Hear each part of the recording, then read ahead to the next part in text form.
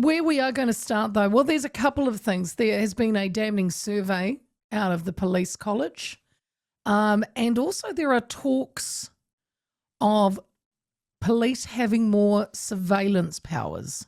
So two different things, but apparently there are new surveillance laws coming. We're doing our best to get a hold of the Police Minister, Mark Mitchell.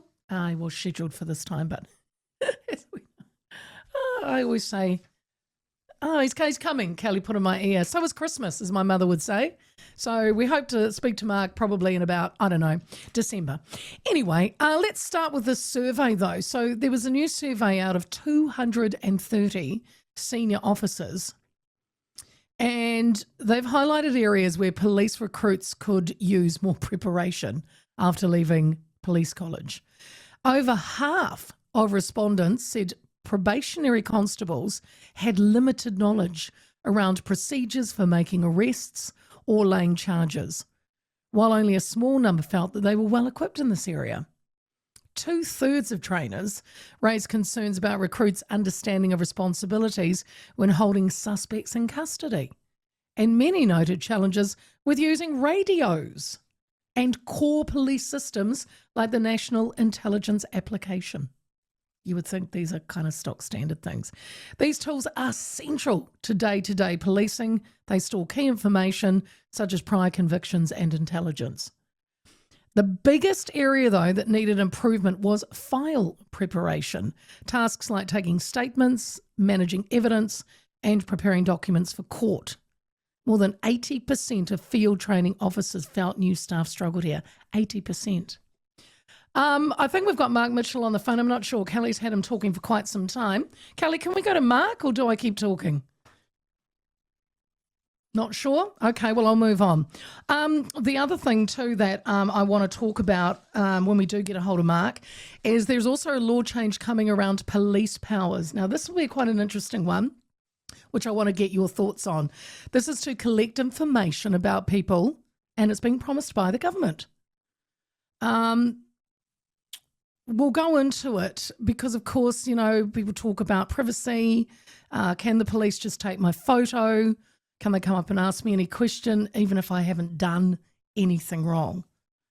They're saying, hey, if you've done nothing wrong, don't worry about it.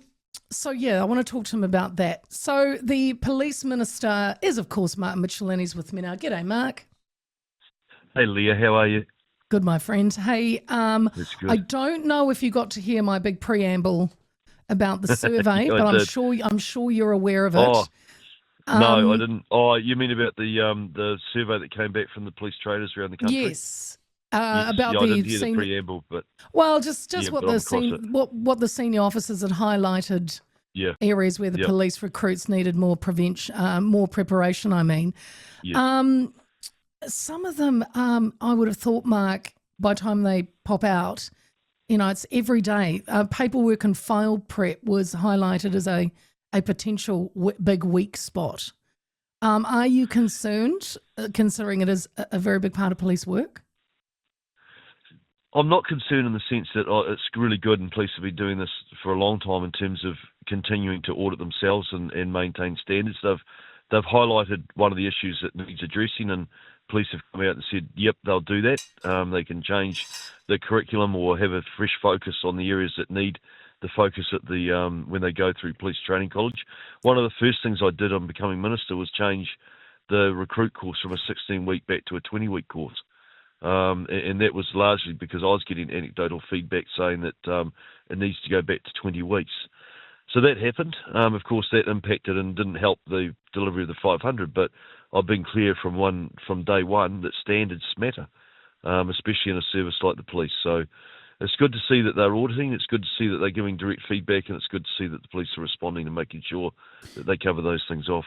Well, I know you did lift the weeks that the recruits are there, but the Police Association have said they'd like to see that go even further to 24 weeks, and Australia has 28 weeks. So is 20 weeks still enough?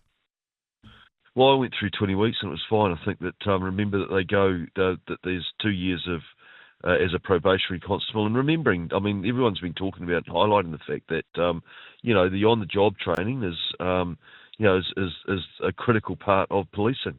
They're interacting with the public. They're on 2 years probationary. They have other education modules that they have to complete in that time. And if they meet the standards at the end of that, then they become a fully fledged police constable. When you were, no disrespect to your age there, Mark, but when you went through police college, 20 weeks was sufficient back in the 50s. But I'm sorry. Okay, the 70s. No offense Okay, taken. No offense taken. back in the 90s. But Hey, I mean, 1990, thank you. okay, 1990. I knew I'd get there eventually. But Yeah. but in all respect, times have changed, meaning police are dealing with probably more tech, more surveillance.